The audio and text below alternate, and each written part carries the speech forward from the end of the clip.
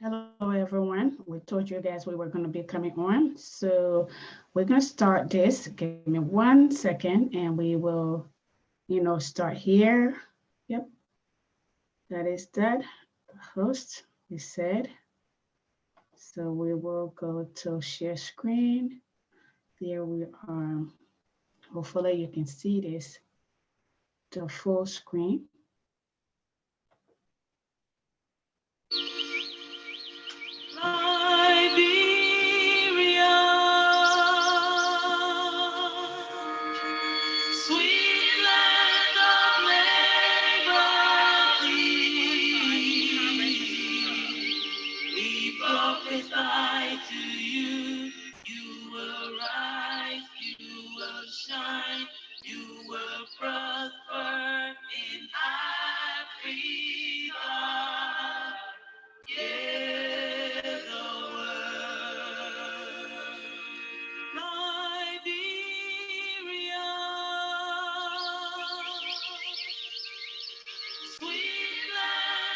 Guys, please share the video.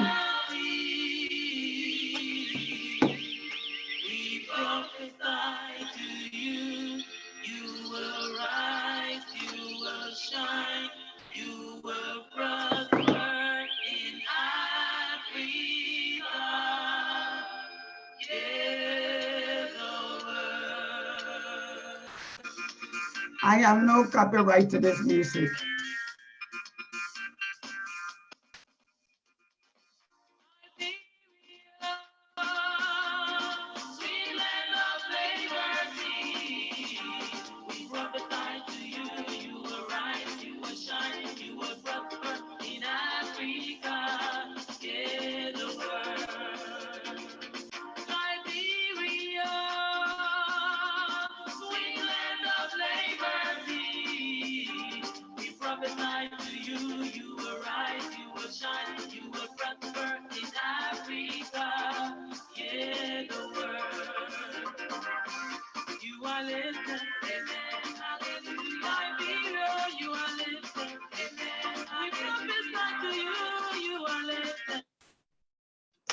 Thank you so much for watching, guys. Thank you. Hopefully, that was a great intro. We're getting to that. We are going to continue the conversation from yesterday, as promised. We had some technical difficulties yesterday, but as God would have it, we're here today. So I want to say thank you. Thank you so much for being here. Yep, there she is. And that says Marilyn Cassie, I have no copyright to that. Looking for my guest to come on. So here we are. There he is. There he is. Yep. I'm gonna go ahead and highlight this. There he is. Hey, okay. How you doing? Good. So let me just bring you back on the screen. I had you for a moment. Leon, welcome to Second Thought. I know we had a little problem yesterday. I apologize for the inconvenience. And to everyone out there, again, welcome. This is your first time live here.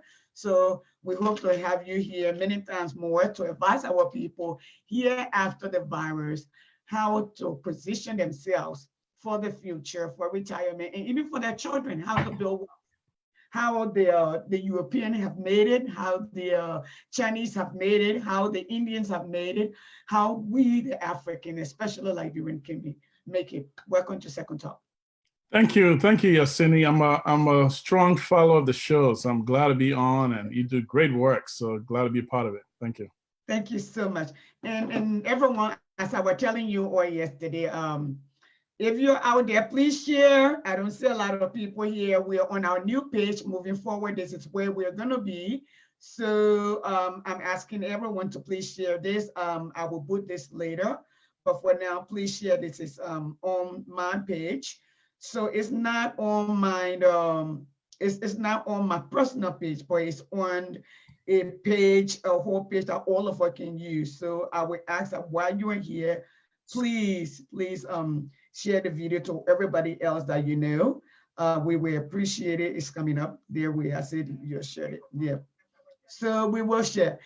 First of all, guys, let me say a little bit about Leon, and Leon will talk about himself. Well, Leon came to the U.S. as a refugee. Yes, he's a Liberian. So we have this birth certificate debate going on, like the birth Donald Trump fighting over Obama's birth certificate in this country, although he was born here in Hawaii, went to school here, went to Harvard, and we were still asking for his birth certificate. But it's a good conversation to have. The reason being is maybe Liberia need to pay a little more attention. It is noted that Liberia only registered about 5% of a birth or less. So we can claim we're Liberian by where we come from. I can trace my root back to 200 years in a little town somewhere in Nema County, where somewhere I was born, or where my grandfather was born. Maybe most of all, that's how we know that we were born in Liberia. So there are no other way to verify by, a paper that register you and say, like for my children, when they were born, as their fingerprint and footprint was taken, a number were assigned to them. It will later transfer to a social security, which they will carry for the rest of their life. So Leon is investment. He will finish the rest of it. Okay, so he does investment or consulting. He worked for. He will explain all of that to us. I'm trying to think, so I don't give everything out. But all in all, Leon grew up here. He came here in his late teens. Was a refugee, just like most of us, all of us, 500,000 of us in, but he came to America and decided to focus and do something with his life, because in America, hard work pays. It's not where there are no shortcut. Hard work pays. Things are based on merits. So Leon, welcome. And Leon will be talking to us today about how to prepare for the unexpected, where we are now, where we need to be tomorrow, and what to expect while we are going through this. All of us are afraid, I'm sure. I am. A lot of people, not afraid of death, but what we don't anticipate, what we do not see. We see the market is literally struggling, and we see people are out of jobs, and people are losing hope. And I learned this. The enemy of justice is hopelessness. So all of us have to keep hope alive. Leon, welcome, and tell us about you. Who are you? I like that. Enemy of justice is hopelessness. Yes. Wow, that's deep. Yeah, thanks, Yacindy again. Glad this is my first time, so glad to be here. So yeah, like you mentioned, I grew up in, born and raised in Liberia. Actually grew up in Montserrado County. During my earlier days in school, I went to Bright Functional Elementary School. There near Mamba Point at the U.S., right by the U.S. Embassy. It's no longer around. Actually, when I went back in 2011, I was videotaping and I toured the U.S. Embassy area. I had my camera on, and the U.S. Marines arrested me. They so you were on reconnaissance. Yeah. Oh gosh. But yeah, so I did at this elementary school at Bright Functional, and then in the early. Right after the 1990 war, we went to St. Patrick's, my brothers and myself. Off and on. Of course, there was fighting for a little bit, and we'll be off school and then go back to school. But anyway, my mother finally. Go ahead. It's just you. Okay. All right, I got you. I thought I hit some button or something. No, we just highlighted you so the people can see who's talking. Yes. Oh, okay, I got you. Yeah, so we left right around after the April 6th war. We left St. Patrick's because, at that point, my mother had decided it wasn't safe to be in Liberia anymore. So after skipping and hopping to a few neighboring countries, we finally ended up in New York. And, like they say, the rest is history. So, but I knew I didn't really want to always do a traditional, 9 to 5. I want to do something that was entrepreneurial, like minded and related. But I felt I had to get some experience in corporate America. So correct. I actually started off working at the, right after I graduated at University of Maryland, I did my bachelor's there. I went to work for this investment firm called UBS, was formerly Payne Weber. So most people that was kind of into the stock market in the 80s and 90s remember as Payne Weber. Then they got acquired. Right. Got acquired by a Swiss bank called UBS, Bank of Switzerland. Where I worked at the time. with a very prominent Liberian, actually. A lot of people may know Richard Talbot. So Right. he actually worked he had been in the industry 20 something years by the time I met him. But he was, he was basically like my mentor in the industry because I didn't really, I was getting to this big war. I didn't really know it. So I could have someone at least call and ask questions and pick his brains on things. So he was very helpful.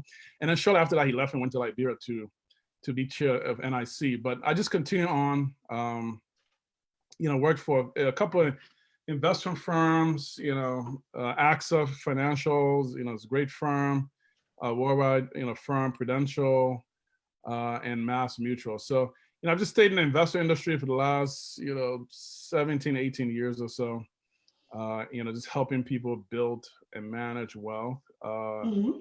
And then, recently I decided to venture off into, like owning actual businesses. Right. So, I'm partners in a energy drink company as well as, restaurants. So, so that's a little bit of my background, and so I'm happy to be here, share whatever knowledge I can. You did hit the nail on the head. I mean, you said something about Liberians need to, kind of venture more into entrepreneurship because, it's kind of like we've been preaching so much politics for so long, but as we realize, that alone cannot, solve our problems. We have to kind of get boots on the ground and get into entrepreneurship with actually hiring people. Because guess what? When you hire people, you create jobs, you create income. You, in effect, can still help, evolve and grow the society, right? You just do it Correct. in a different kind of way. So, just Correct. happy to share some thoughts and looking forward to the conversation. Thank you so much, Leon. Thank you so much for that background for people to know where we are, who you are, and what you bring to the table. So now let's look at a few things here. Okay, can you try to make sense of the economic crisis that's going on, not just in America, but we'll focus on America in Liberia because that's our heart. Uh, these people will start calling me. Yes, please. So tell us about what is happening now, what to expect, because a lot of us who are in America do not understand to some degree. Everyone is not financially sound and understand how the financial market works, how people get hired, how people stay on a job when the country is shaking like this and one industry is shaking. It is not only one industry that is being affected. Literally, all of the industries have been affected. So talk to us about that. Let's make sense of that a little bit. Sure, absolutely. Yeah, Cindy, what's going on right now is what a lot of people would term as a financial uh, apocalypse. So they essentially is a crashing of most of the economic system, not just in the U.S. but globally, all at the same time. This has never really happened before. The closest we probably got to this was the Great Depression, but many, financial professionals are saying that this will be a lot worse than the Great Depression. So part of the reason I took this opportunity to come and talk to you because fundamentally I believe in not only giving people the right advice, but also making sure to protect themselves and their family. Because by the time everything kind of gets in the media and people start to see the effects, it might be a little bit too late. I mean, they're starting to see it right now, but it hasn't really hit, the full depression mode yet. Firms like Goldman Sachs, for instance, are projecting that there could be up to about 30% unemployment. That's roughly about 45 million people that potentially could be out of jobs. The last 2 weeks, we've had approximately about 10 million people file for unemployment. That's the highest in U.S. history, even greater than the Great Depression of 1929. They didn't even have that many people file for unemployment. So we're seeing a massive, sort of depression mode being activated. If you look at what's called the repo market, the commercial paper market, basically that market is drying up. Now, what is the repo market, commercial paper market? Well, the repo market, commercial paper market is basically the market that a lot of institutions use to lend money to each other anywhere from overnight loans to 6 to 90 days or 6 months loans. Let's say, for instance, a company like General Motor might go to Warren Buffett and say, hey, Warren Buffett, give me $5 billion for 30 days, right? That's not something necessarily they're going to go to the bank for, because it's a large amount of loan and it's very, so a company like JP Morgan, or they'll go to a big investor like Warren Buffett and borrow money from them overnight or over 30 days, and they'll pay it back once the cash flow kind of balance. Well, guess what? That market has dried up so much that companies that were once lending money overnight, over 30 days or 6 months, that money has disappeared. So they're not able to lend anymore. Even companies that have borrowed money prior to this crisis hitting are not able to pay it back. So that's one of the reasons why the U.S. Federal Reserve went into action mode and basically started, passed the COVID relief bill to distribute trillions of dollars in the industry, because they realized the entire financial system has collapsed virtually overnight. And this is the exact same thing that happened in 2008 that led to what many term as the Great Recession, of 2008, when the real estate market crash kind of led to the entire economy crashing. But this one is like all the markets are crashing simultaneously. If you look at commercial real estate, right, because of the stay-at-home mandates, most of the commercial real estate have dried up. Nobody's in them anymore. People aren't really going to offices, right? Everybody have to stay at home. They're either working from home or, they're not going to retail establishments. Right. So that's money that's not going in landlords' pockets. And they're not able to, funnel that into the economy. People aren't going to like offices. I mean, just about the whole circular flow of money have been disrupted. And when that's disrupted, what that means is that people are going to lose their jobs. They're not going to have income. They're not going to be paid their mortgages, car notes, provide adequate health care or food for their families. I mean, they'll try, but it's going to be limited to a large extent. And so basically there's a certain kind of panic that's going on, right? People are selling off their investments into the stock market. They're transferring from maybe mutual funds that are in stocks. They're going over to safer type investments like, cash, money market funds or bond funds. That's causing the stock market to plunge. Since 2 months ago, the market has dropped approximately 30%. The Dow was at right around 2 months ago, 29,000. Okay, today is roughly around 20,000 or so. So it's plunged about 30%, which means the average investor that was overweighted in stocks has probably lost perhaps 40% of their money. So think about you working for your money for 10, 15, 20 years, and in 2 months, you lose 30% of it, right? That's going to send a lot of people into panic, psychologically, emotionally, and that's going to affect the kind of decisions they're making now with the money. They're not going to be spending as they used to, right? They're going to cut down. That's going to help shrink the economy even further. So that's what's been going on, all due to this, coronavirus, situation, but not entirely, because I have to say that even though, yes, there was growth in the economy in the markets over the last few years, a lot of that was driven by mostly 12 companies. Okay, so 12 Fortune 500 companies was driving probably about 80% of the return. If you calculate the value of the top 5 companies in S&P, they control, Cindy, 50% of the value of the growth in the S&P. So like your Google, your Amazon, your Facebook, these companies gotten so big. So the growth that's been experienced, yes, it's been there, but it hasn't really been that widespread. It's just a few companies that's driving this growth. And so if those companies get into a financial, trouble, which they have, you're gonna have the economy spiraling out of control much, much further. So that's kind of like an overview, of the situation, kind of what's been happening. And we're gonna get into some of the other details, in a little bit. Okay, so let me ask you that. You talked about the S&P, you talked about growth. Let's break that down for the everyday person. I know you brought it together a little bit. You talked about the Google, the maybe the Amazon and all of these people who had just literally popped up since the late maybe 2015 and upward to where we are now. And all of a sudden they're global business. In fact, they are very powerful businesses. Talk to us about how that works, because you talk about people, not everybody in our community understands stocks, how these things are played. So if you're talking about my retirement, how do people take money from my account and they put it somewhere for tomorrow, my social security and all of these things, the everyday person understands that. So let's break that down a little bit, please. And then we'll go to the next question.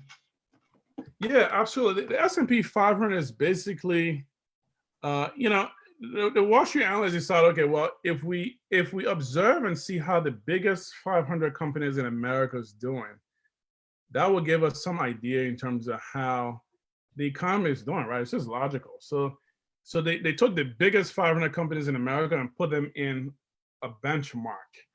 And then they kind of monitor that benchmark to see, okay, how is this whole basket of 500 companies are doing?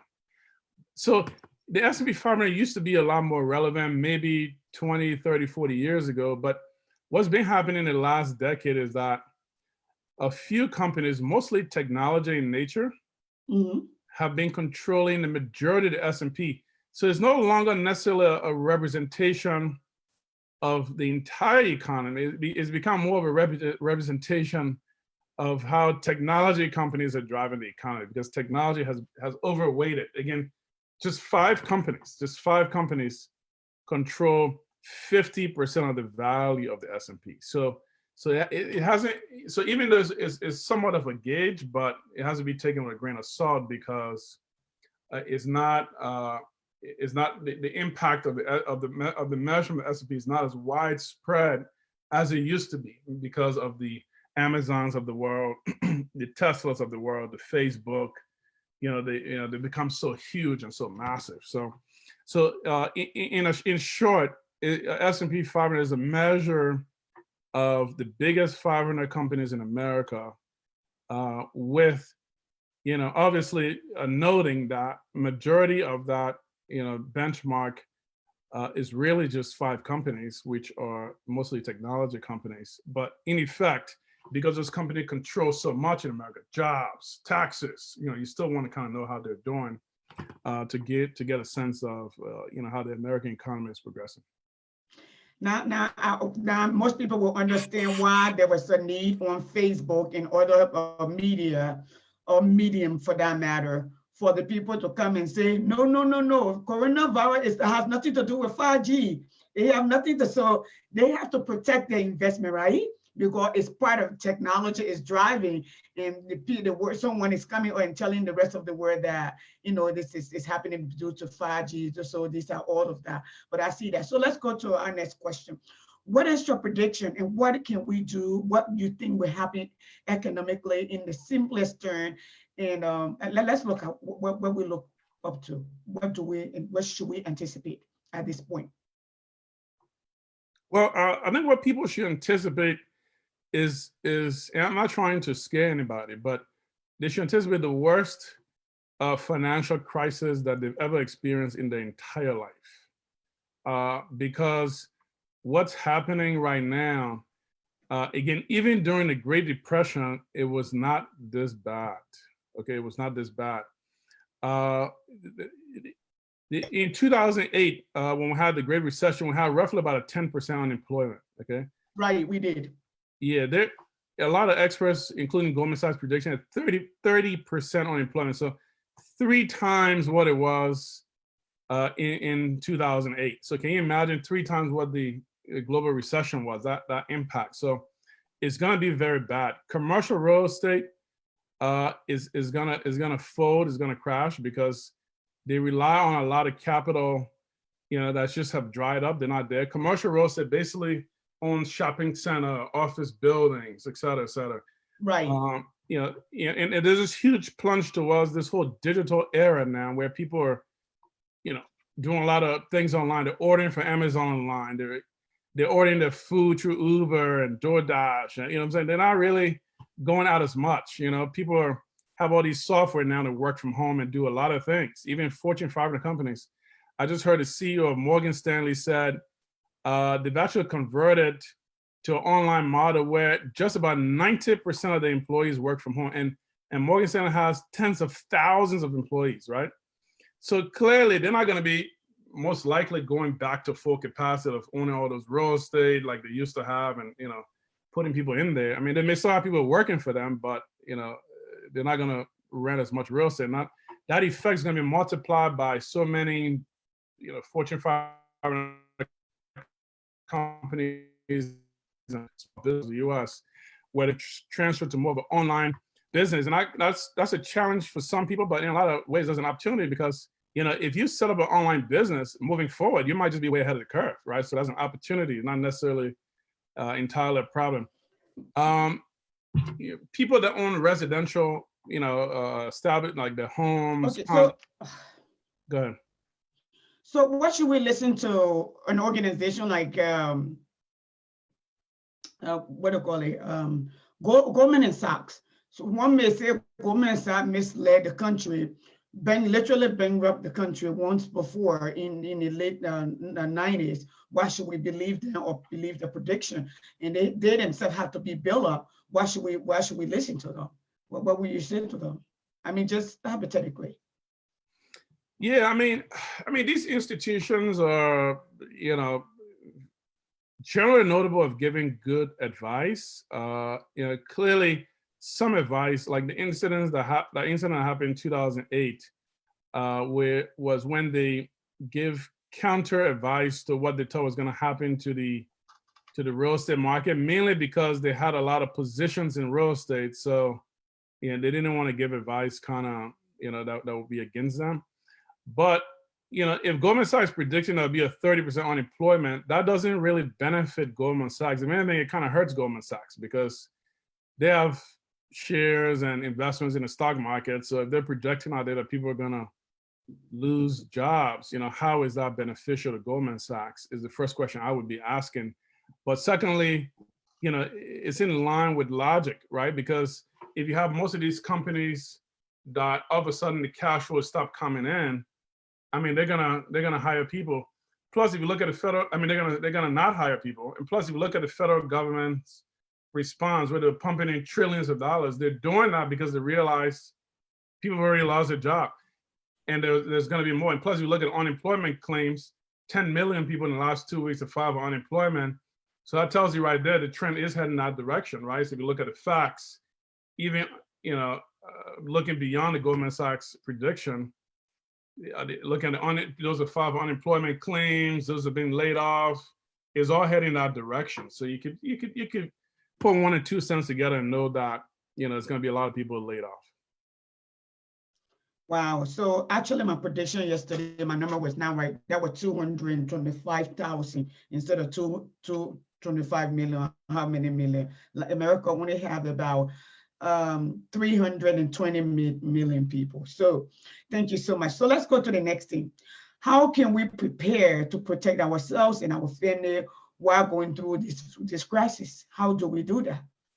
How does the everyday person who really don't have much, how do we all prepare? So let's look at it categorically, right? Let's look at the person who is there are a lot of Liberian middle class.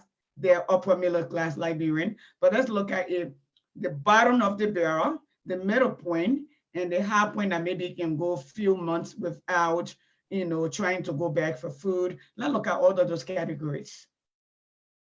Yeah, well, I mean, I think first of all, in a crisis like this, I think people have to expect that it's going to be tough for a while. So the first thing you want to do is to make an assessment of what are the expenses you really need to cover your basic living expenses, right?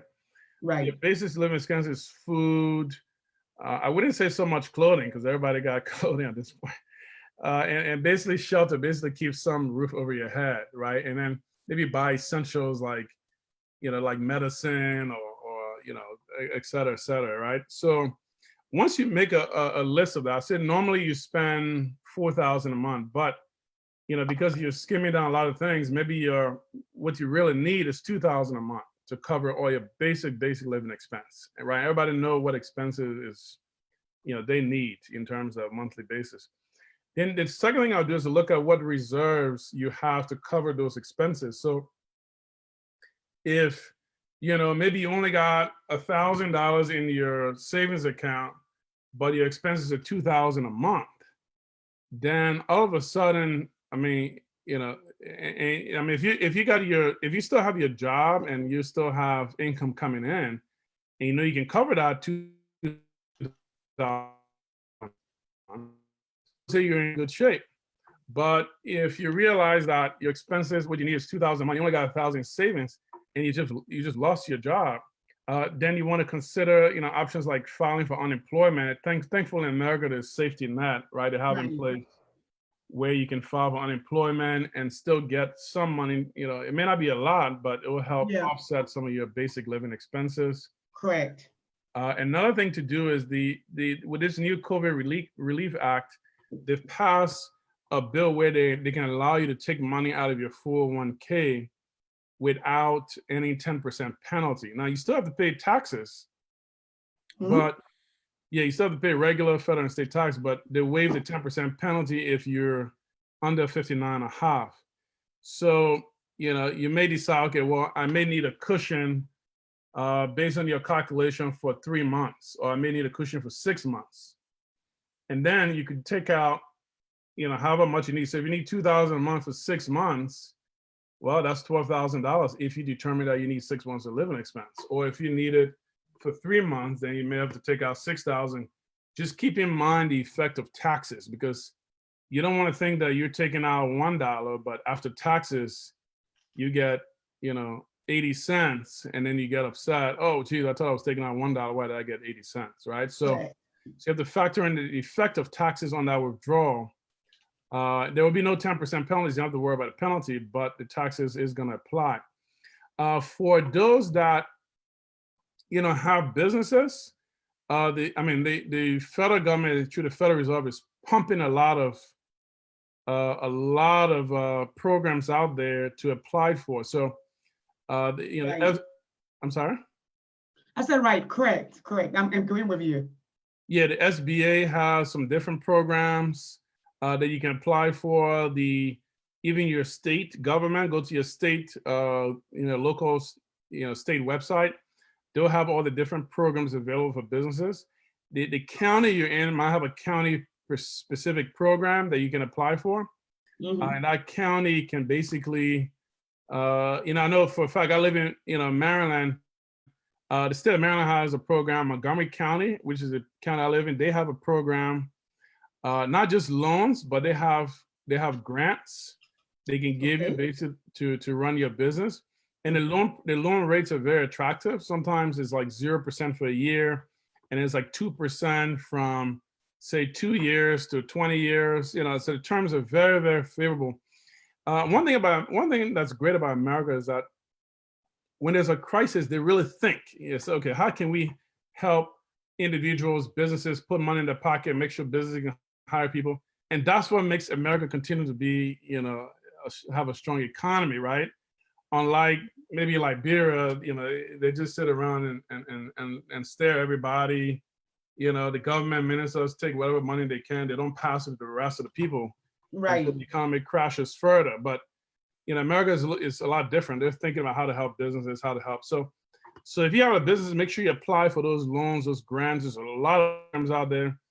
I just got some email about the Paycheck Protection Loans. That's another. Somebody just wrote about it. Can you expand on that? Yeah, the Paycheck Protection Loans are basically loans that the federal government is funneling through financial institutions to give to businesses so that they can keep employees on payroll. So if you've demonstrated that you've Leah, give me 1 second. Everyone out there who is writing their questions, we will go through your question. We will open the line exactly about in the next 15, 20 minutes. We start a little bit late, and you can call in with your question. And even if you yourself have recommendation, you can call in with your recommendation. Go ahead, Leon. I just wanted to make sure they know that. Yeah, no Yes. worries. So yeah, the paycheck protection loans are basically loans that the federal government is funneling through financial institutions. So check with your financial institution so that if you've demonstrated that you've actually hired people and on your payroll for a period of time, they will actually give you loans to help keep your business afloat so that you can continue to hire those people and kind of get through this difficult time until the economy recovers. Because America realizes that these employees are basically and small businesses are the bedrock of the economy. So they want to make sure small businesses don't die. And they're not worried about large businesses. They worry about businesses that have 5 employees, 10 employees, 20 employees, small businesses. That's what they're worried about. So make sure you apply for those loans because they're on a first come, first served basis. And when you apply for those loans, you might get some capital depending on how you structure your application. So make sure you work, if you're not financially inclined, work with like your CPA or your accountant to help you, get the necessary financial documents so that you can apply for your share of the loan. Okay. So guys, and after the show, we'll post Leon's number in case you need some advice and your recommendation, and then you can contact him directly. He's also on Facebook. So we'll make all of those information available to you. There are a lot of librarians around like Leon who are also, versed in those investment. So let me come back here, Leon.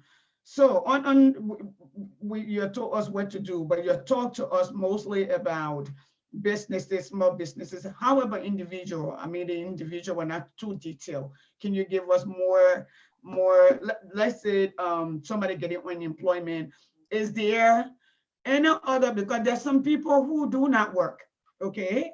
Or they work under the table, or I don't know where else to say. How do these people survive? Because somebody was telling me if your parents are in the house, if you filed taxes before, even if you're working and you have not filed tax before, you still can apply. What's the fact to that? What's some of the information they can get? Well, I would say that first of all, the relief check that they're sending out is my understanding that you don't have to apply for those. As far as when they send out to individuals, not to the businesses, that is. Okay. So it's based on tax records you filed in prior years is what they'll use to send out the money. And most people already have direct deposit anyway, so the same bank account you've used, they'll just deposit the money there. The business loans, though, you have to apply for, based on your employee history and your employees on payroll, et cetera, et cetera. So you have to have the right documentation for those. I can't speak to people that are working under the table, you know what I'm saying? But I would just say that that's a different scenario. I can't really talk to you that much, but okay, great. For those who've actually applied and filed taxes before, the IRS automatically send out a check based on their social security number and their tax filing and bank account they've already submitted to the IRS. Okay, great. So we're going to go to Liberia briefly. So let's, and I kind of alluded to that earlier on about the struggling of the market and all of that. What should people do with their investment at this point? Because, and this is, we see what is happening now, the market, how it's struggling. Same thing happened in the late 1920s that crushed the financial market, right? And I think at one point in America even went bankrupt. Chase firm, they have to build them out to some degree. Now, that's, I think that when America was not where it is, because Roosevelt came back and kind of restructured and broke some of those monopoly down and kind of extended the power across to individual. Although with the S&P 500, we're only 5 top organization leading. I think we're headed the same way of the day of the Rockefeller, the Vanderbilt, the Kennedys, whatever, the Masters Industries. That's where we are at this point. Now, what do you advise for people to do with their investment? Individual investment, retirement investment. What do you recommend? Yeah, I felt I went through this in 2008, and I was hurt to a lot of extent because I saw that people that we have, giving advice to on how to structure their assets, some of them didn't really listen, and then the market crashed, and a lot of them lost 30, 40, 50% of their money. So I did a lot of things differently with my clients' assets. I put a lot of it in safer type investments where it has a floor that you cannot go below. But that's neither here nor there. For those who have money directly invested in the markets right now, the first thing I recommend is transferring from aggressive funds to say aggressive stock funds to money market funds and bond funds. Okay, because once the market crashes, okay, and and it's probably going to continue crashing for a while. Don't mind this correction we've had over the last few weeks. Kind of go back and forth a little bit. The fundamentals are that people are going to lose their jobs, millions are going to be unemployed, the real estate, most of the sectors are going to crash. So that will be on for a while. So don't get fooled. And if you get your money out of stock funds into bond funds or cash fund, to go back into stock funds, because it's not going to be a good thing. So make sure that you get out of the stock funds and go into bond funds and money market funds legally. All retirement accounts like 401ks, 403bs, if you work for a nonprofit, 457s, all of them have to have a money market fund, a safety fund. Okay, so call your 401k company and say, I want to get out of this aggressive funds and go into safety funds. Now, if you're still employed and your job is still deducting money from your paycheck and is going to your 401k, I would actually recommend leaving the new contributions, not the existing balance, but leaving the new contributions into the aggressive side. The reason why, because the aggressive side have plummeted 40%, right? So if you put in the new contributions inside of your 403b or 457 or 401k, you're going to be buying at a lower price. So you actually want to leave your new contribution, because when you contribute to 401k, it's separated into two buckets of money. The first bucket is the cash balance is already there, right? You've already accumulated. And the second bucket is ongoing contributions into the 401k or into your retirement plan if you got 403b or 457, et cetera. So the first bucket is the one that's already there. That's the bigger money. It's probably a dip, right? You probably lost 20, 30%, 40% in the last 2 months, but that's okay. Transfer it out to something safe so you don't lose that further. And then for the new contributions, have that going to the aggressive side, because you want to purchase with this new contribution at lower costs, right, of the investment. So you actually realize more return. And when the market recovers, because you would have bought at lower prices, it's gonna help your 401k recover much quicker. So that's for those who already have the 401k and they're losing it and they're kind of worrying about the retirement assets. And also for those that maybe have not gotten into the stock market, try to look for some various sectors that have gotten hit, right? During every recession, that's a good time to make money if you focus on the sectors that have gotten hit that's going to recover. Like for what are the sectors? Number one, what do you call it? Cruise ships, right? Cruise ship stocks have lost like 70% of the value because nobody's riding cruise ships. Everybody's hearing that the passengers are infected with coronavirus, and everybody's dumping their shares, right? So they've lost 70% of their value, right, in the last 2 months. You can buy stocks or buy call options on them. Stocks, if you actually buy shares of the company, call options if you buy a contract to control the stock. So it's a cheaper way of controlling a large section of the stock. So it's probably too complicated for today's discussion, but those are the two things I would do if someone has not been involved in stocks yet, but they want to target some sectors, like cruise ship sectors, hotel industry, the whole recreational industry have tanked. Even real estate market will probably be it just started to decline. Will be declining over probably the next 6 months, 12 months. So it'll be a good time to look at getting to them. But those are the sectors that are gonna do well, and some other ones too. But do your research, figure out which sector you want to invest in, and capitalize on the ones that have plummeted that you know are going to recover.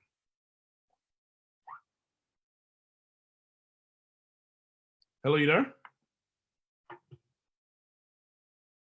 Hello. I'm here. Sorry, okay. I'm here. I just put myself on mute, so Okay. I don't interrupt if somebody calls, so you talk. I'm one of those people in the late 90s that got affected. I work in the electronic industry. I was young and I was advised to be aggressive because I have more time with me. I never thought that my particular business was going to go bankrupt in that interim. You know, a lot of .com company went belly up. Now we're telling people, take your money and transfer it. Majority of the people who were talking about transferring the fundings, they already lost 20% of their investment. When you still, if they're still working, when you still advise them to transfer, let's say if I had let's say $10,000, okay, $2,000 already gone. Will you still recommend for me to take out my $8,000 and put it in a safe place? But although I've already lost $2,000, what would be if I'm still working or if I'm not still working? What is, just look at both scenario. What would you say? Yeah, I'll recommend it for the most part. The reason is because the fundamentals of the economy aren't going to change anytime soon, right? Unemployment rate is skyrocketing week by week. Clearly, people aren't going to be hiring all the employees they're laying off in the next 30 days, right? No, they're not. Exactly. So others were going to be out of jobs. They're not going to be spending money on all the stuff they normally spend money on: real estate, cars, recreational items. I mean, most of the sector is going to plunge. So the fundamentals are not in favor of a growth in the economy in the short run in the next 6 months. So if you're directly investing in the stock market, there's a high probability you're going to lose money. The reason why I recommend that for new contribution to your retirement, you haven't invested in the aggressive side of the market is because that sector is already taking a hit. So if you buy into it, even if you for the next 6 months, so it doesn't go up and declines a little bit, that's okay because you're still getting a really good value overall of your new contributions, not your existing balance. So because you'll be getting such a good value in your existing, in simple terms, put it this way, let's say you're trying to buy, a house, right? Right. And a house is, right now is worth $100,000. But you know that, it's going to be tough. Things might be tough for a little bit. So you decide, well, I'm gonna put a contract on this house so that in maybe about 6 months or so, if it goes down further, I can have a choice to skip out a contract and leave this house. Or if it goes up, let's say in a year from 100,000 to 150,000, I can then flip it for 150 and get the difference. It's kind of what you'd be doing with the stocks, right? Because it's taking such a beating. If you put your new contributions in and buy newer shares of these stocks, because it's taking such a hit, when things do turn around, you're going to realize more profit on that stock because you bought into it when it was was much less, right? Right. Now, but what I'm saying is with your existing balance, because that's the majority of money, you don't want to risk that because it's going to be declining, most likely declining for a little bit, further. So you don't want to protect that. And most people that have 10 or 50 or 100,000, they don't want to take a hit, but more importantly, they don't want to lose what they already have. So by you putting it in a bond fund or money market fund, it's going to protect it from further losses. Yeah, you'll still be able to gain, you may not gain as much as you were gaining before when the market was going up, on the upswing, but you will still be able to get little to add onto that. So it's not just sitting there free. You're still gaining some sort of interest or dividend on that. Yeah. At the very least, you're not going to lose it moving forward. In some cases, if you're in a bond fund, you may actually gain some return. Right. Because as interest rate drops, it has an inverse relationship with the value of bonds. So when interest rates drop, and which they are dropping because the federal government wants to stimulate the economy, so they're reducing interest rate, it has an inverse relationship. The price of bonds go up, right? So you want to realize on the upside of the bonds. So then let's turn the coin around. Let's talk about Liberia. I would say 85% of Liberia's support comes from the diaspora. Mm-hmm. And this is not just America and not just England. This is all around the world, Oceania, Asia, North and South America, Europe, all of these places, Australia. Now, how do we sustain ourselves at the same time do what we've always done? Because we are looking to see, and this is not anything because we're seeing what is happening. We see other nations are making provision for their people. About a week ago, Nana Adu, somebody would kind of say, you don't know Ghana's story, don't tell Ghana's story. I'm not telling Ghana's story. I'm telling what I know, and I'm going to speak to that. Offer his salary. I know his salary will not be enough to, people are calling in already. His salary will not be enough to cover the whole of Ghana for a couple of months, okay? Now, but they're trying, they're putting things in place to be able to help their people. Ghana actually closed her border about maybe 3-4 weeks ago before any of our neighbors didn't close their border. As we speak, Liberia border is still open. What can we do, and what can you say to the Liberian people? How do you advise someone who actually have not much to sustain themselves, and how do we help, if at all we can help? Because at this point, we have to hold on to, we have to survive. We are not in a survivorship mood. How do we stay afloat, and how do we help our people, if at all? What would be your suggestion? What your advice?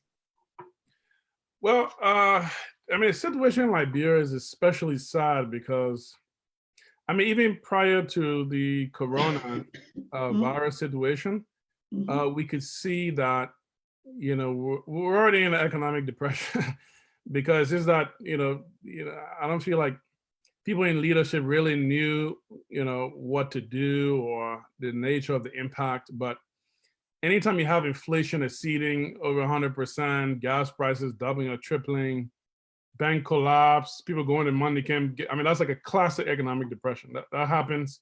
If you study economic depression that have occurred all over the world for the last 100 years, in just about every single one of them, that always happens. Where you go to the bank, you don't get your money, price increase by 3, 4, 5 folds. The system of how things work, you go to gas, you can't get you go to get gas, you can't get gas from the gas pumps, right? It's just classic. And I started sounding some alarm maybe like 2 years ago because I saw a lot of similar patterns that I've been studying for a long time. All these patterns were like occurring, you know what I'm saying? So, but I think Corona just basically exacerbated the situation. And I think that Liberia's economy is such that, if you notice, there was a study released by the IMF or World Bank. They said that Liberia economy will not experience any growth until 2024. Do you remember that? Correct. I did. Exactly. So trust me, the IRS already figured out there was economic depression going on. And even with that, now you add Corona into the picture, it's probably going to be at least another 10 years before we recover. Because my sense is that these guys, it's like maybe they're not experienced, or they don't really know what to do, or they haven't studied the thing enough to understand the severity.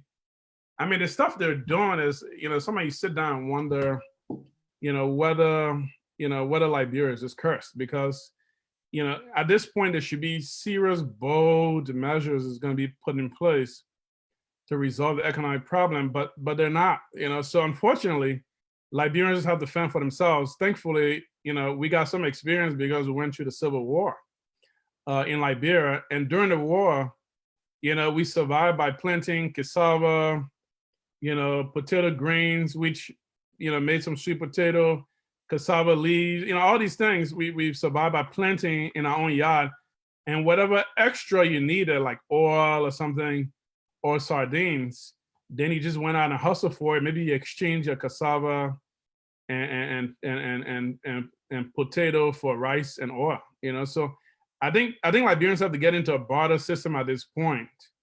Plant what they can plant in their backyard, and just eat off of that, and drink the water from their wells, because there's not really any serious plans out there to really say, oh, the government's going to help you, or this is, I don't think that's realistic, So everybody basically got to fend for themselves the same way they did during the war. Plant your own food, get your own water from the well. And if you have that mindset, you'll probably be very relaxed because you know that you're only going to eat what you're planting, or maybe you can trade what you're getting, some crops with your neighbors. You get what you don't have, and then you fill in the gap and you kind of manage. I mean, that's the only solution I see, because there's not really much hope. Government really isn't doing much.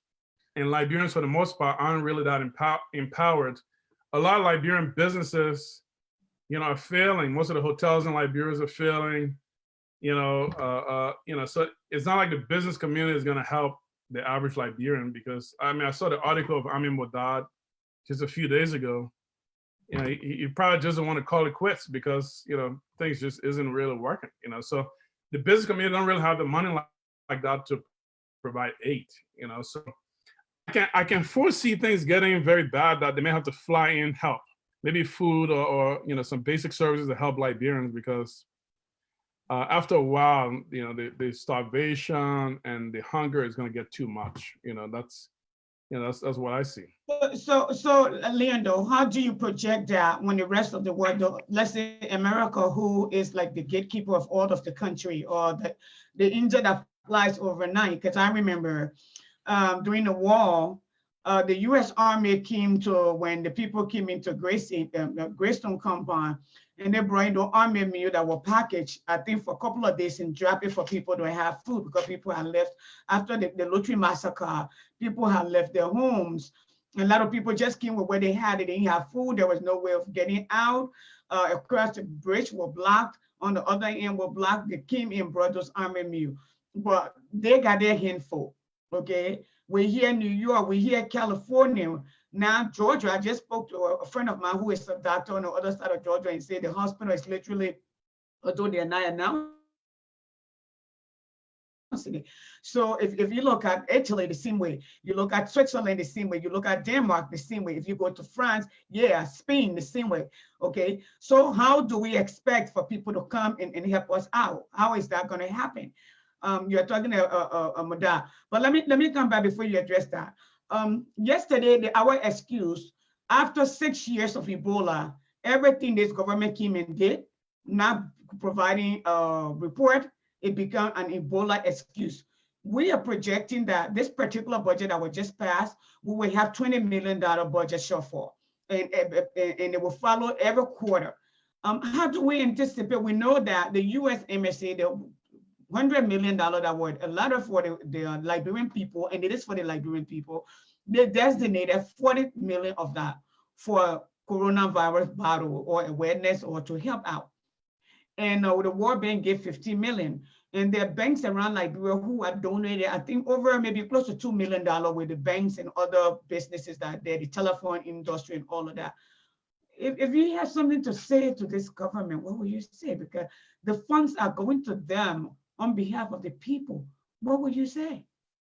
And how do we sustain them? Well, I think that, those who are controlling these resources really have to do some soul searching and figure out, what are their priorities in life? I feel like the situation with them is beyond advice. It's more, it probably has to be some spiritual revelation that they have to come up with and realize that the lives of so many people are in their hands, and they have to do the right things moving forward. They have to realize that internally, right? And then maybe at that point is when they'll probably get serious about taking the resources to help people. And it's just not with them. It's just about every other administration. We've seen the same thing happen over and over again. Resources are giving to be used for the people, and then they exploit. They just, use it for themselves. They don't, put in place the necessary healthcare measures, or, get the right economic systems for the people. And so, for time immemorial, it's like, the general population continue to rely on these people, and to no avail, so, and the cycle never stops, you know what I'm saying? And this, what's happening right now, is certainly no exception. It's basically the same thing all over again. So I think there will have to be a, come to God moment, if you will, where people realize that, there's so much resources available, and not even just from the donors, but there's so much resources available in Liberia. If this had the right mindset to cultivate those resources. Exactly. And they can then use it towards the people. But my sense is that they probably don't really care. You know what I'm saying? They don't, when they hang around the circle, it's all about, how much money they can stash away and how much they can acquire and spend on themselves. You know what I'm saying? And we know that mindset has not gotten us anywhere, but unfortunately, that's the same mindset we have today, and that continues to be the situation. So, unfortunately, I don't really see them listening to advice and going, "Oh, well, yeah, maybe we should, do the right thing this time around."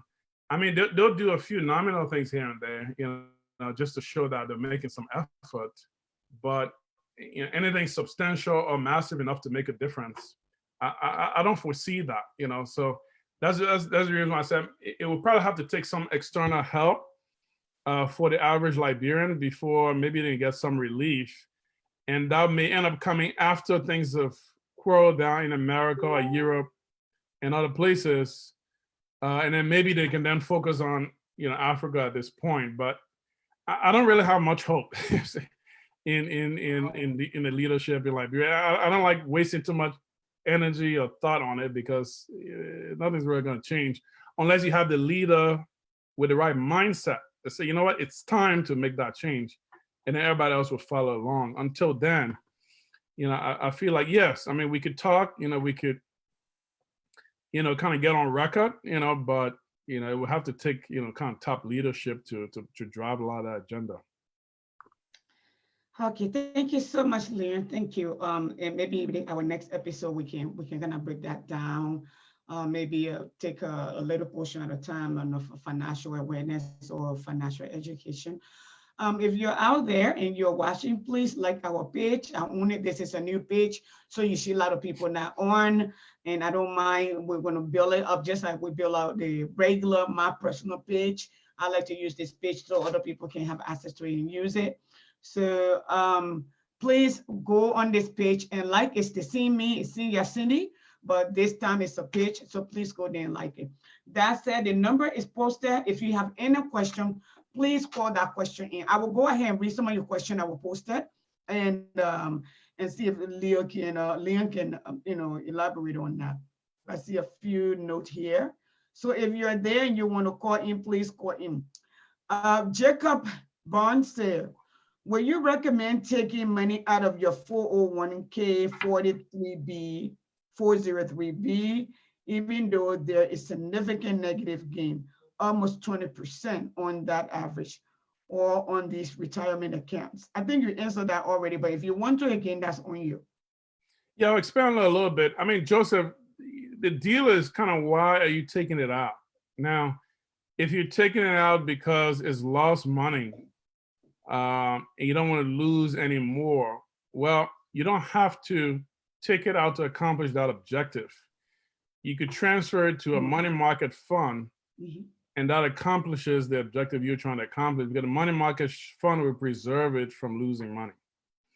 If you're trying to take it out to spend it because you feel like, oh, the 401k is useless, and you're not really, you've worked hard, you've lost a lot of money, then I would say, you might want to take a long-term approach. Because yes, you may have lost 20, 30% in the last 2 months, but look at the last 5 years, 10 years of you contributing to it, see how much of that has been contributions and how much of that has been gains. And if the gain has exceeded the contribution, then you can make an argument and say, well, despite the ups and downs, I've actually made a lot more money than I put in. Right. So kind of ride it out. In the short run, though, I understand the pain, which is park it in money market fund that protects the safety of it. And then with the new contributions, you can then continue to invest the way you're investing before, because you buy a lower cost and you realize the gains when the market turn around. Thank you so much. Carla, what is your name and where you're calling from, please? Good afternoon. Good afternoon, Steve Boley. Welcome to Second Thought. Please share the video and please make sure you like our page because it's still pending. What is your thought? Thank you so much. And to start off by saying thanks to your studio guests there. As always, every conversation we have is surrounding with Liberian people. Correct. And I also know that you point out that the Liberian thing. And that is a fact. Your phone is muffled.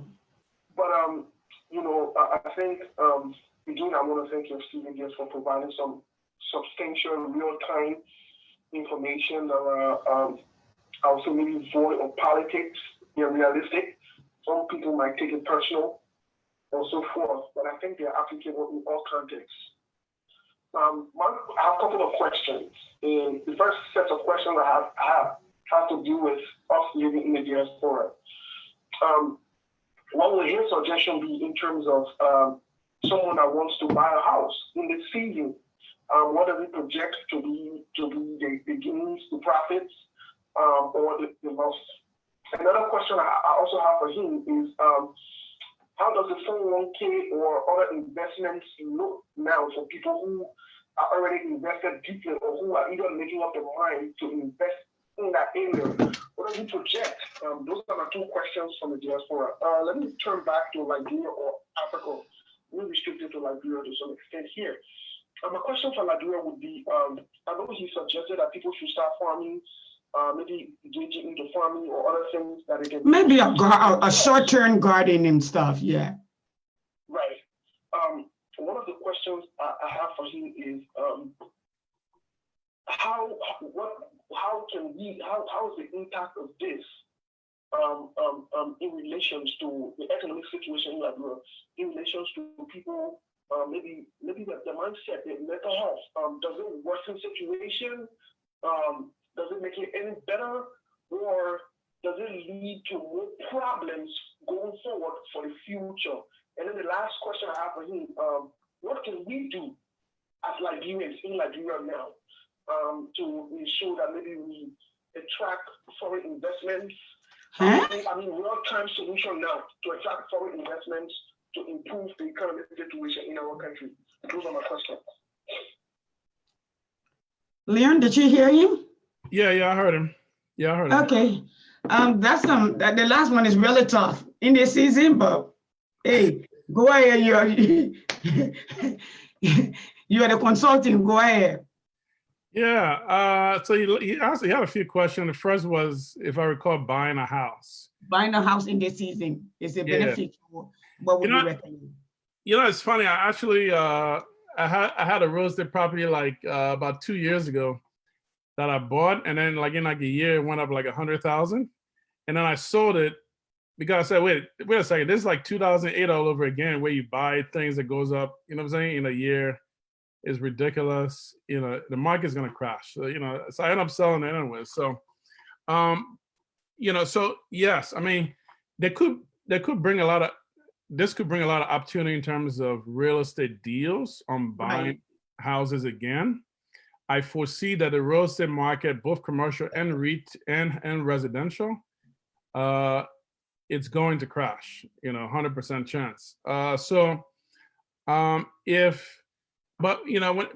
the decision to buy a house, it kind of depends on the purpose, right? So if you're going to buy a house to live in with your family, clearly buying at a low price will be better than waiting when the price gets back higher. So, I say go over if you can find some deal, like foreclosure deals, because number one, the demand for purchasing real estate is decreased because people don't have the income and the money, so. Right, exactly. And law of economics, if the demand decreases and supply and market increase, price is gonna decrease, right? Right. So it's gonna be a good buying opportunity. Leon, that's not what the president said.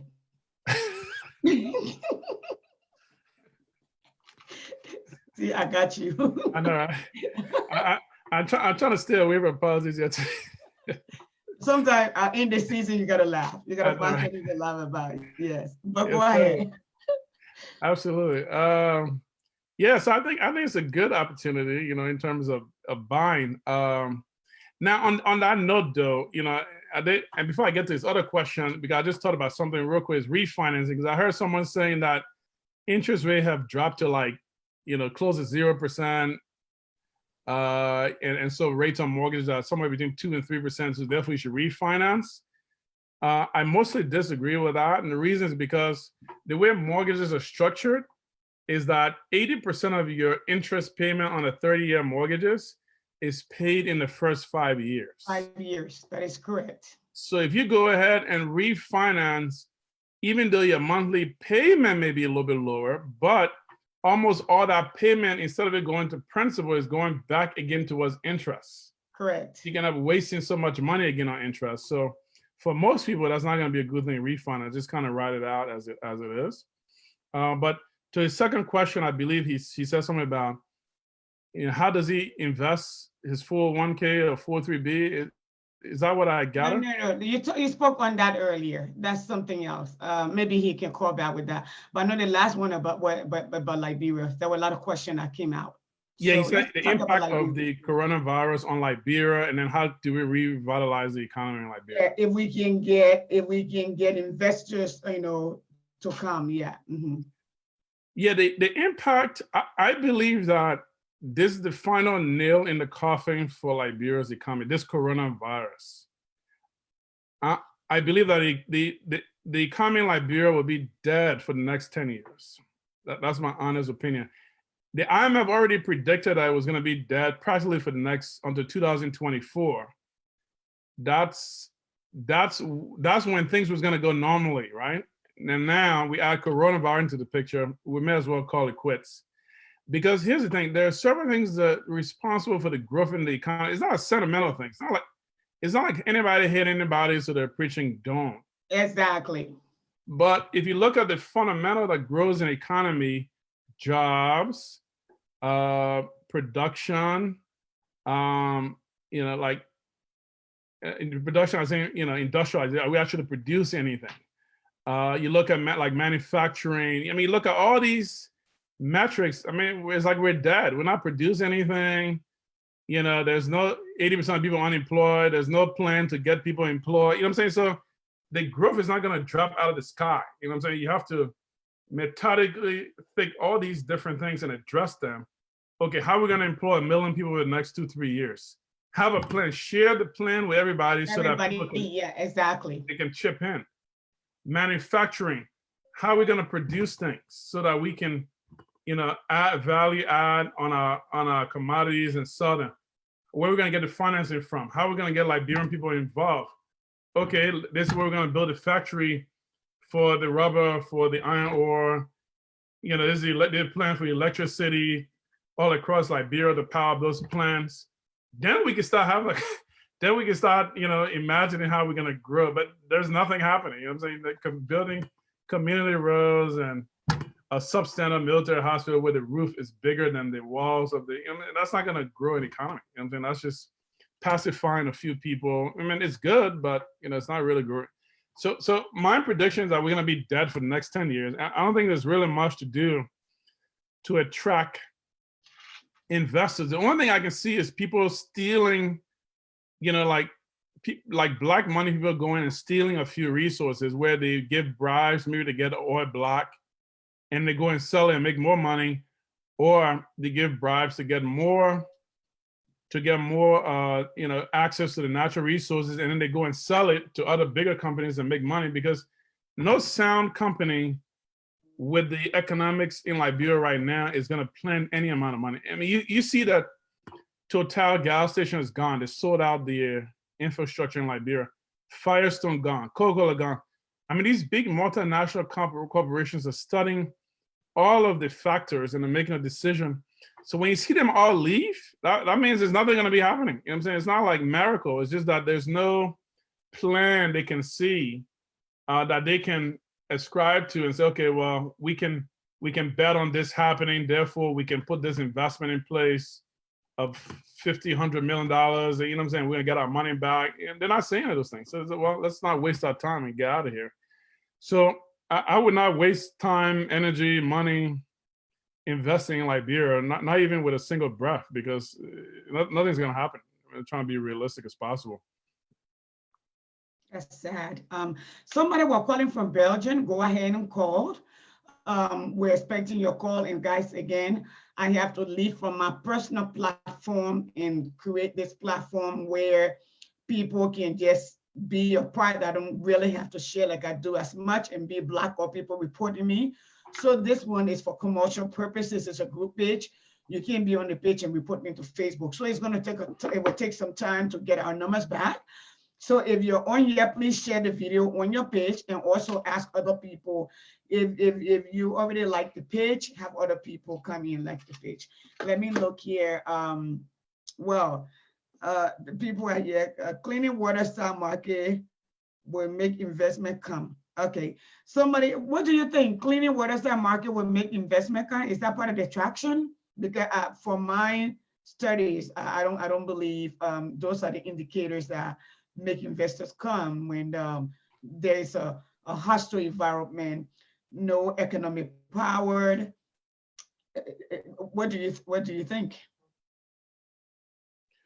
Yeah, I mean, I get what the city of Monrovia is trying to do, which is to build, provide this clean city. Hopefully with some development down the line. I mean, it's a notable goal. And on the plan is kind of how do we get there? I mean, if we're gonna take the marketers from the street, are we gonna put them somewhere else so that they can still sell and take care of themselves, pay their children's school fee, feed themselves and their families? That's what I would be trying to do if I was, a city mayor, as opposed to just kind of dumping them by the wayside and kind of move on, And then second of all, when that happens, now the question is, what is the real development plan? Have you contractors, companies to come in and build, that whole section, with hotels and, restaurants and, and the whole industry around that to kind of grow the city? Or is it just that, you're gonna clear them out, paint the buildings, and then everybody go home, and then the city looks a little bit nicer, but that's about it, So I'm sorry. Let me ask you, Delio. So normally in a place where there's structure, where you're making policy, when you have a plan, a strategic plan, first relocate the people, or let's say provide options for them if they have no options for them to stay down there. Create a plan that you can relocate them first and foremost before you come and put them out, and then come and educate them, meaning create awareness why they must move, what's happening, what development is coming, and have them buy in also. Because even in my state, Georgia, where I live, we still don't have bus route. We still don't have train. Mm-hmm. The mayor cannot just come and tell us that the train going to come here, you like it or not. No, you are not going to. You will call town hall beside if the plan is breaking. There first have to be planning, okay? The plan have to be laid out. The community needs to be involved, and we have a right to say so. Exactly. And our lawmakers, our city mayor, whatever you call it, city superintendent, the administrators, the city or the citizen have a say so. We have to buy in. If we don't agree at the time that it's worth for you to come, you are not coming anywhere. Exactly. And so do you look at this? Because Mary Brooke clean the place the same way they're cleaning it. She beat up people. She pregnant women pumping tire. She slapped pregnant women. So, and that because there was no tangible policy that were driving core actions. It was just a sentiment, emotions at the time, showing strength because it's a lawless country. That's what I think, okay? It has nothing to do with politics. These are facts. Now, do you think it was the right process to first boot the people out? No other option and say, we just want to clean up the place because for Corona. What do you think? Just before you come in, let me acknowledge our mother is on here. I don't want to call her name because every time she comes and I call her name, she disappears. I want her to stay and listen. And you all know who is that. So let's leave it as that. And welcome, sis. Yeah, I mean, I I don't think is the right method. Now, it'll be one thing is if, in Atlanta, Georgia, a group of 20 market women just go to a shopping center, or on the street and put up a market table because that's not a way of life in Atlanta. And so if you see that happening, of course the police will react. But in Liberia, that's the people's way of life for the last, 100 something years. They've always sold on the street. 3 years or more. Right. So, you can't just go ahead and clear them out. I mean, if you want to change the entire city and landscape, that's notable. So let's create a whole strategy. Like you said, include the market women in that discussion. Okay, this is where you're going to be located. This is how we're going to set up everything. It's going to be cleaner.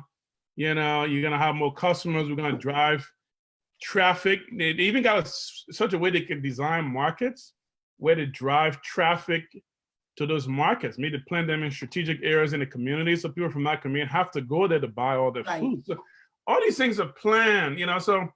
But look at it as, sometimes when people have like limited knowledge in terms of how things work, they don't really have the concept of how things should work. They just act on very, very basic knowledge. In business, they're quote unquote violating the law, let's go clear them, what I'm saying? We painted the everything looked fine. So in their minds, that's notable, it's a great cause. But if you really think about city planning and city organization, you're going to have a whole nother perspective. Number one, you realize these market women are responsible for children, for families. Yeah, you don't want to just, not even for political reasons, just for human reasons, you don't want to just destroy their source of livelihood, just from a moral perspective. And then when you find a way where they can still sell the market and take care of themselves, and then you then go ahead and give them incentive to move. Then you figure out, okay, what's the development plan after that? Okay, we clear them out. So what happens to this whole area? Are we doing anything with it? Or is it just to clear the road?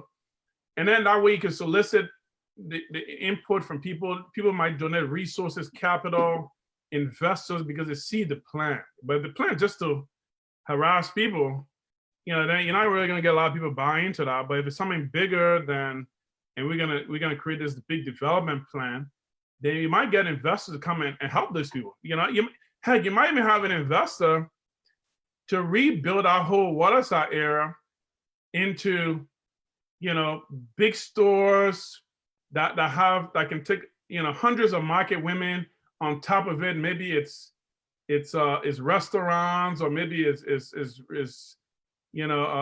hotels. I mean, create a whole plan around it, but there's no such thing. It's just kind of like, okay, let's clear them out and basically move on. So, I think it hurts, their livelihood, it hurts their families, and, it's not a good thing.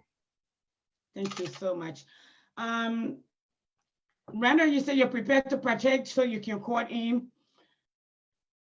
So that said, if you guys are now, we got 10 minutes to go. If any other person have a question, I think this has been a beautiful conversation. We are not screaming, we're not yelling, we're talking progress, something that is educative, how we can manage our own household, how to help each other sustain ourselves through these difficult times. Some of us have gone through that. We changed career in 1998, 99, 2000. 2007, we experienced the same thing. We had the housing market bust, then we had the dot-com bust. So it seems like every 10 years, there's something that comes up. Yep. And so now I guess those of us who have lived long enough, we need to start preparing ourselves. If God sustain us to live another 10 years, we know that something will come down for something else to birth, because after that, Facebook came, here we are. Mm-hmm. We came from Cat 3, Cat 5 to fiber optics after the dot-com bust. Mm-hmm. Here we are. Now we are going to 5G. So, while you're on that point, you're talking about 5G and all that. I think Liberia is such a unique opportunity, because if we put in place the right infrastructure, we could jumpstart our development like light years ahead, right? Put in place things like, electricity, cell phone, internet networks.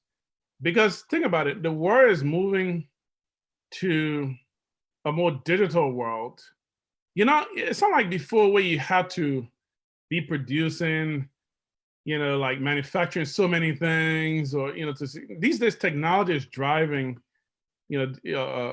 economic activity. So, like I was explaining, 5 companies, even in the Great America, just 5 companies control 50% of the entire S&P.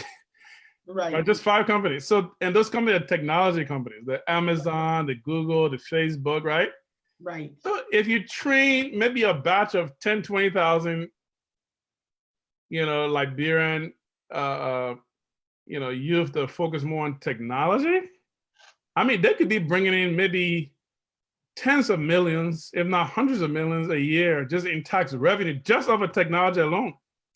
And, with technology, you don't even need a whole lot. It's like power and internet is like becomes majority of your technology, right? It's mostly the minds, mostly the brains. Right. It's not a lot of physical infrastructure. You know what I'm saying? So let me come here a second. When I worked for SunTrust Financial downtown, majority of our call center were located in Belize, right? Mm-hmm. All we have to do is route the calls. They've never been to America. Yep. We just train them. They speak English. Yep. We transfer the call to Belize. Precisely. They didn't pay them as much as they pay the people in States. But the money they were making, $4 and $5 an hour in the country, it's a lot of money. Okay. It's a lot of money. And to say, and I keep, we preach this, my team have preached this for the last 2.5 years, even before him, but I'm talking about we are regime. Investing in the human capital. Yep. Investing in the human capital. Places like South Korea have no natural resources. Mm-hmm. Their resource is the human capital. So they believe in specialization. Look at Nigeria. Like Nigeria is, I think, the second or third producer of oil. They don't have that many refinery. So those oil go to South Korea to be refined. Mm-hmm. So they take your raw material, they give more on it and send it back to you. Mm-hmm. Now, Liberia have all the natural resources in the world. Liberia produce rubber. Instead of taking out the raw rubber, however, ask these people when they came back to re-sign their contract and say, listen, we're going to manufacture this in our country. You can do the first phase of the manufacturing here. Then you can do the finishing touch over there, like Toyota does here. The part of Toyota, the early one they're done in Japan, and then here they bring it here and assemble the rest of it here. So they don't just ship out, everything like that. So how about these things? And they're brilliant Liberians out there. You're right here. Duke is on there. Emmerich is here. There's a Liberian here who I had an accounting firm for over 25 years here, who does taxes, does financial planning, hire people. Why we act like we don't have the human capital to come and train our people? I tell people, Dubai was a desert, okay? Saudi Arabia was a desert. Vision created that oasis. All the African people want to go to Dubai.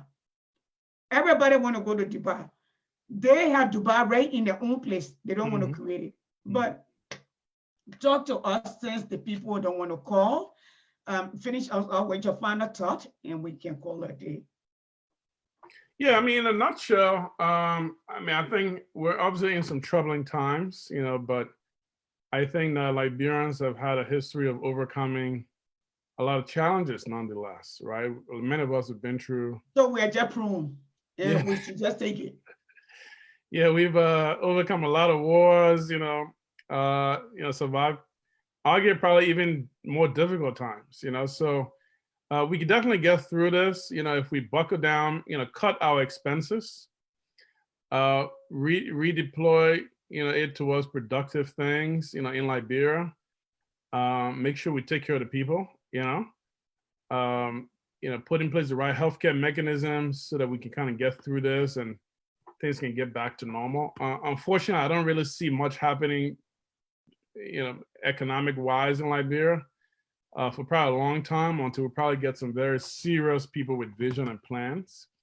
But for those in America or other places, many of us went through the economic recession in 2008, so we can cut back on our expenses. It's time to streamline a little bit, but look for some opportunities. Opportunities to venture into business. Everything's kind of heading more digital. Identify some of those opportunities. There are a lot of people, getting rich, what I'm saying, off of economic crisis, depending on how they plan and structure their finances. That is correct. Yeah, and deploy them into various business ventures. Obviously try to, take care of yourself and your families, protect what you have, reallocate some of your money inside of 401ks and other assets so that you don't lose it. But it can be there to help you fund, business or retirement moving forward. Obviously consult with, your financial advisor before you make any decisions, because those decisions are more specific to you and your family circumstance. But overall, I think having a positive mindset and figuring out how to survive versus kind of folding and crumbling, I think that mindset will help you, kind of get through this time. So appreciate you having me on, and I look forward to our, other discussions. I look forward to that. So 1 second, one person is trying to call. He says he's calling, but I can't hear the phone ringing, so I'm not sure what's going on. So let me see if he will call in a few minutes. Guys, if you're out here and you want to be part of this platform, please inbox me. Next week, I would like to talk about awareness. If you're in the medical field, anywhere in the frontline, nursing, anyway, if you're a nurse or nurse's assistant, because you guys, like, you are the pathfinder, you actually clear the road for the nurses and the doctors to come in, epidemiologists, virologists, anyone for that, psychology, anyone who understands the human body and the human mind, anything that have to do with human. I would love to have a roundtable on Saturday. We can talk from the economic impact to the mental impact, because this is a very stressful time. It's a very, very stressful time. So we should. Okay, Randa, since I'm not hearing you, we're gonna go ahead and call it a day. Leon, it was a pleasure having you. Yes, and you are a supporter here. Sorry, I have to use this new platform, so it's better this way. We're gonna grow it like we've grown, Sure. The regular platform, because people keep calling Facebook to block me. It got really difficult. So with this, it's set for business, and we can do. And I will contact you here after, because we do need financial education in our community. Most people, and I will tell you this story, and this is not to tell anybody's story. I knew a friend of mine who I admire very much. And this person drive a hot Mercedes Benz, right? And I'm thinking this person got everything together. I think like 500 series, something like that.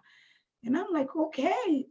So there's something happening. I was supposed to go visit. They sent me their address. And this is not to look down at anybody. And when I went to the person, I came on talking to my husband. I was disappointed. I was just disappointed. That's me. I don't deem car as an investment, because the moment you drive out of the garage, you already lost about 25, 30% of its worth. A year later, this thing comes out every year. But you are driving, I don't know, maybe a $50,000, $60,000, $70,000 car, but you are living in a government assisted home. That's a problem for me, okay? I would drive a Peugeot, I would drive a Pinto, and I would live in a nice neighborhood, because if I die, my kids get to catch out the house. Even how you call it, that's why I have insurance, and that's how most of the European who came to this country, first generation or immigrants, that's how they were able to transfer wealth to their children, okay? But we think we should dress up. My sister, who is a Ghanaian, wrote yesterday on her page, look in your closet. You are not going to work. You are not going to church. You can't go shopping. How many of the clothes in your closet can you wear? How many shoes can you wear? So maybe if you can close us up on that about minimizing and how to prioritize before we go. Yeah, I mean, I think everyone needs to just at this point make a list of what expenses they really need. obviously food, healthcare, supplies for your house, and then focus on and get rid of what you don't need, and streamline, because now is the time to redeploy those assets into revenue generating investments. Correct. Things that can actually, even if you buy some stocks of some beat up sectors, Yes. like airline stocks or cruise ship stocks, or even a lot of technology stocks. I was looking at Amazon stock about a week ago is down like 30%. I needed to come down some more, but I know that what about it? Delta was $12, and I'm about to call them.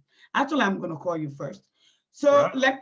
Somebody asked a question. Do you think the War and Economic Crimes Court would be the solution in Liberia? I think it would be the beginning of the turning point of economic growth and development for Liberia, because I mean, the guys that we saw around Liberia shooting and killing everybody, I mean, those guys are still around, and technically they can still control a lot of their men. You know what I'm saying? It's just a matter of you putting a little bit of fear into them, even though undercover. So until these guys are really out of the picture, ain't much really going to happen, because anything that's going to threaten their existence, they'll get rid of. I mean, it's just common sense. Nobody wants to be around, even if they're bad. They want to be around and see themselves destroyed. They want to survive just as much as everybody else. So anything but the War and Economic Crimes Court will come with so much force that they're not going to be able to scare the whole court away. Right. And it's also coming with money, because there's a Correct. restructure funding that is there. Caller, what is your name and where you're calling from? No, this is Randall. Yeah, this is Randall. And the correction, the first number you send, you have 235, and it's actually 234. That's why. Randall, leave me alone. You got my number. Don't come give me a hard time. Sorry.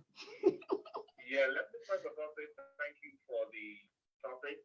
Okay. But I think I'm one person to really speak to this topic, because I too worked aside for over 8 years. You did. You told me your story before you came. I entered the university, and I became leader of the university before I traveled out. Right.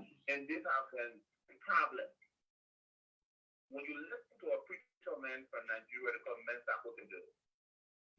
Otedo said he always used this scripture in Romans 12.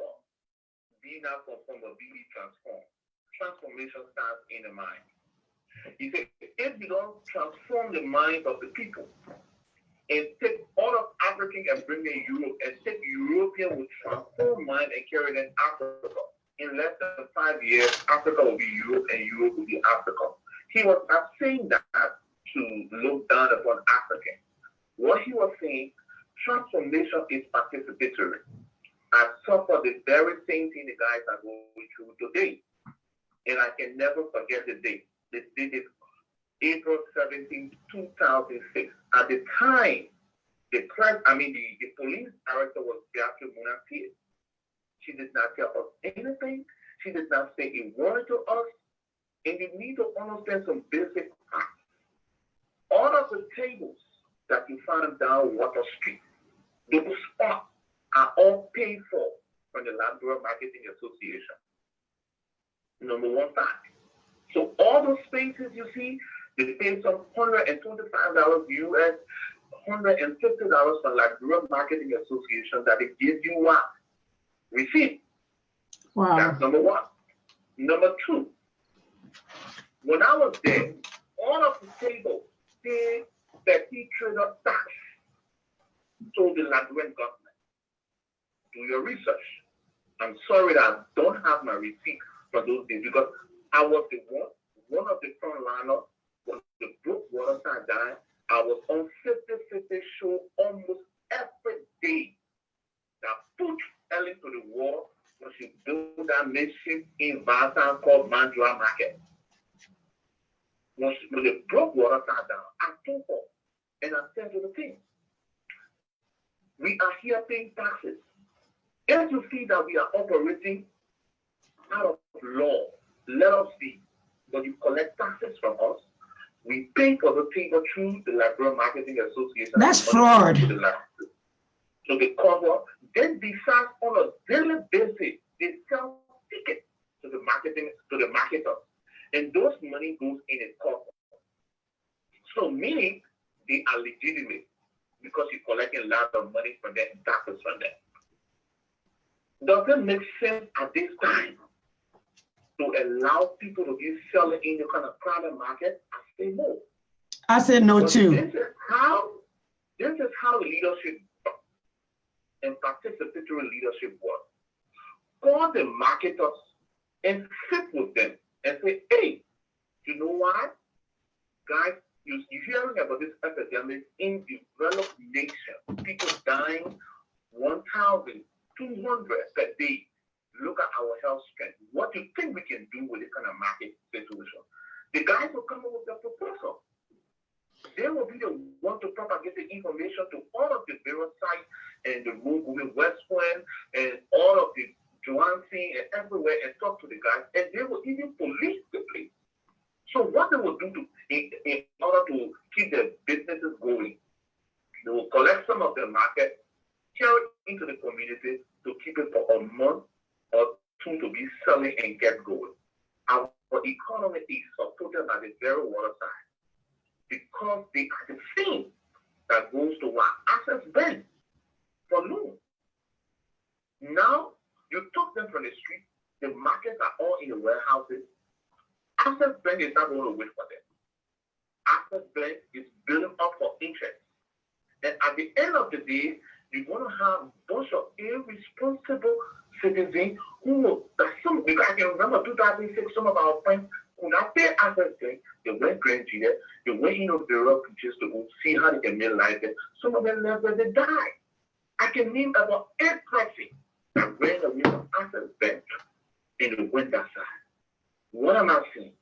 Wow. Now that you took this off the street, they are now all over in the street. You said they should be quarantined. Now they don't have market. And when I was there, I established an organization. I stayed there using action to promote unity, Yahoo.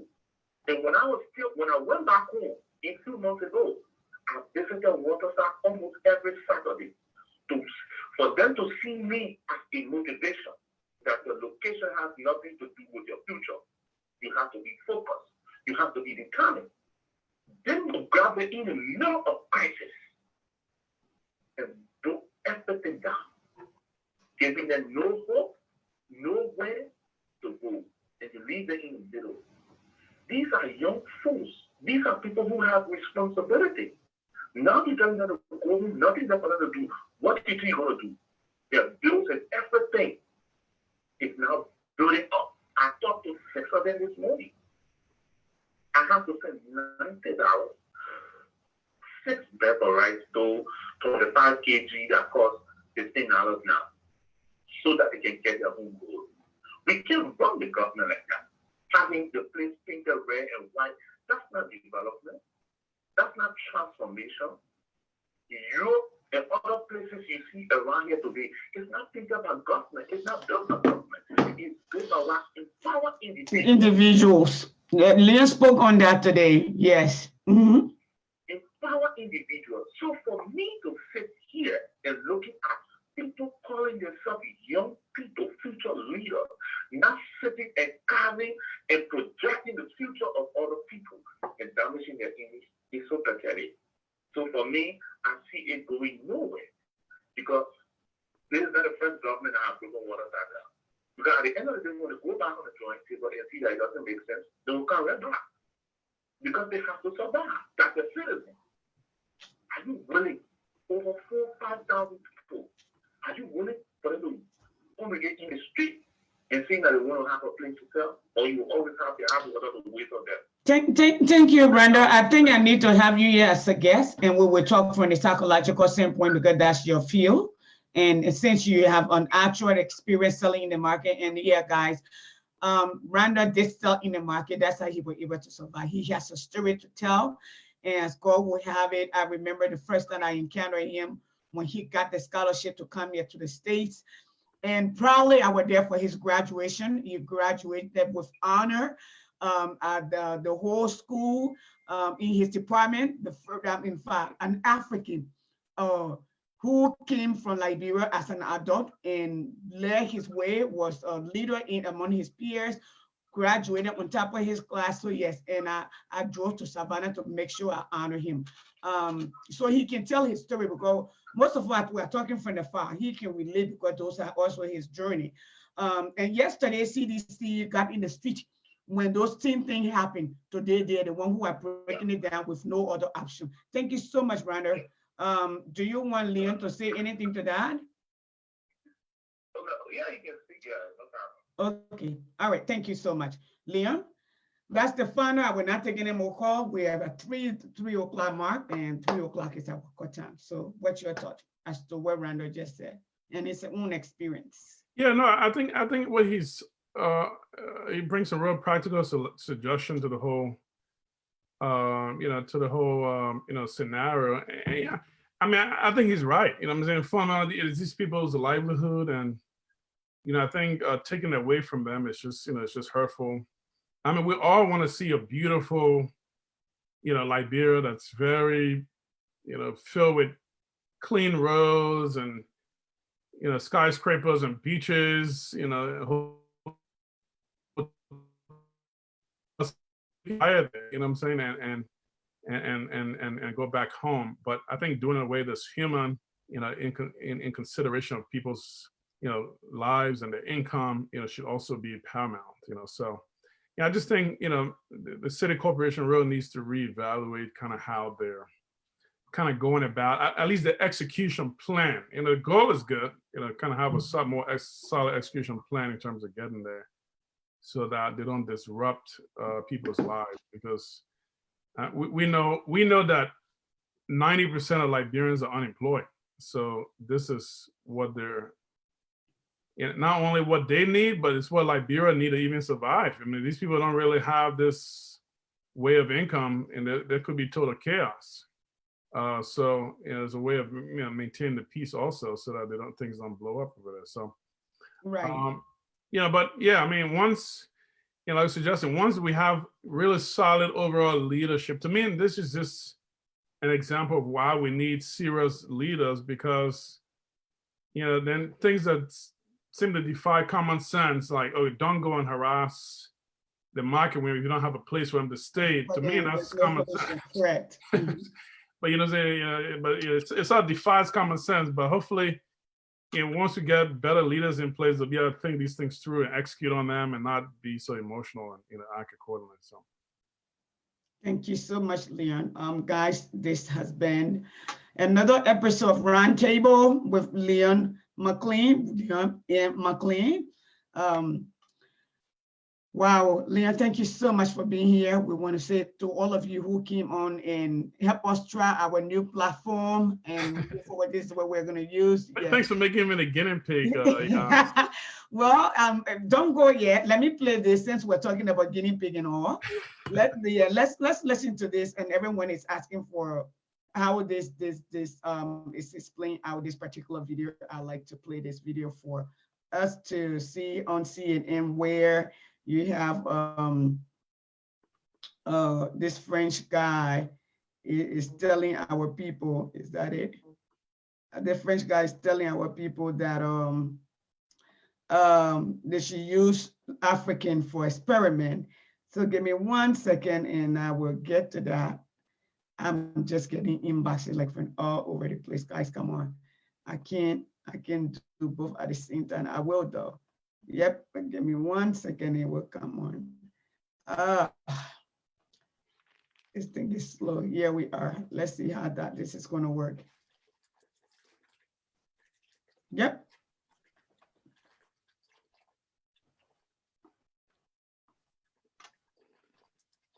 Let me see if this, okay, here it is.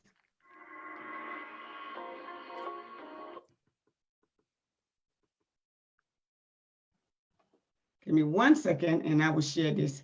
Hopefully we'll share correctly so you and everybody else can watch it. So here we are, guys. Remember now, this is, we're doing the practice section. Here we are. Hopefully this is gonna play. Let's watch.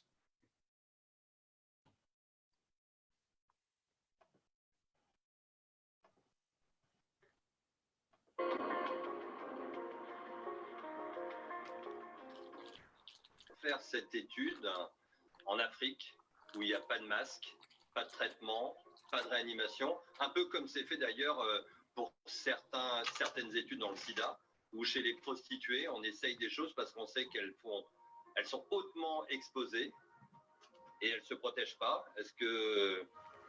Qu'est-ce que vous en pensez?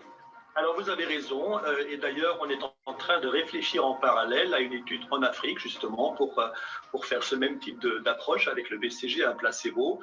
Je pense qu'il y a un appel d'offres qui est sorti, il va sortir, et je pense qu'on va en effet sérieusement réfléchir à ça aussi. Ça n'empêche pas qu'en parallèle on puisse réfléchir à une étude aussi en Europe et en Australie.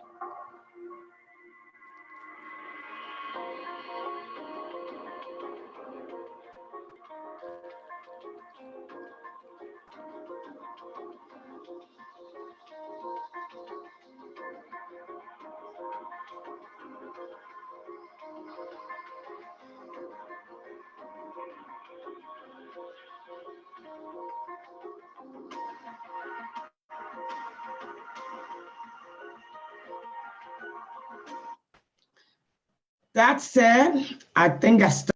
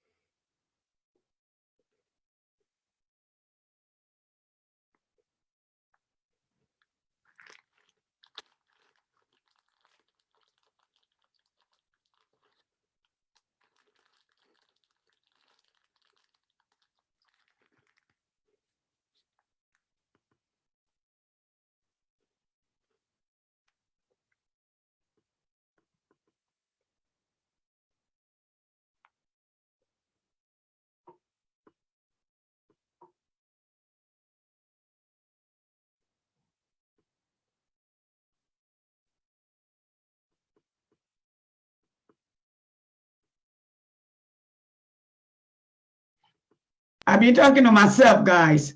Again, thank you so much, everyone. Leo is a Liberian. He's an investor consultant.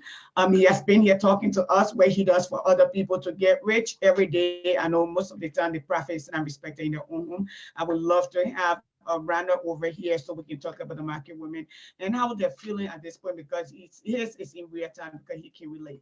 So Leon, we want to say thank you so much for being here. God bless.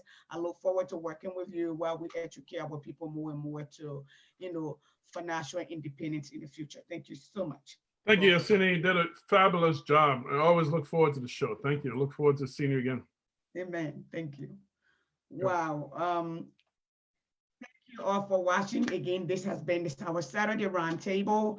I'm Yassini Martin Peye. I am still the same Yassini where you watch me on it. So I would simply ask you to please share the video.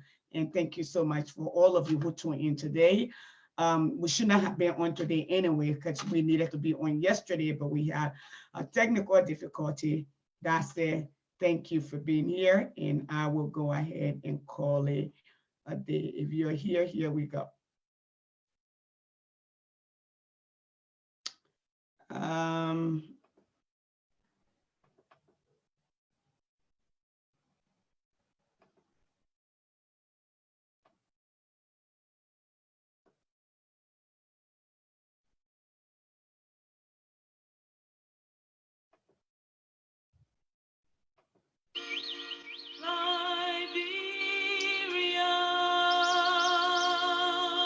No, it's not playing. It is not playing. Okay, I will play another song different time. Somehow it went blank for a moment. So we're prepared to get a movie on and we can play that. Thank you so much, everyone. Please don't hurt me. I'm having my baby.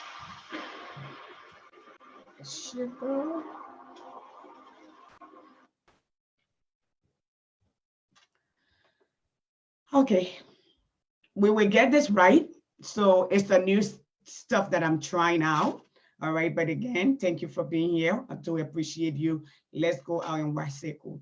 God bless all of us, and thank you. Long live Liberia, long live the United States of America.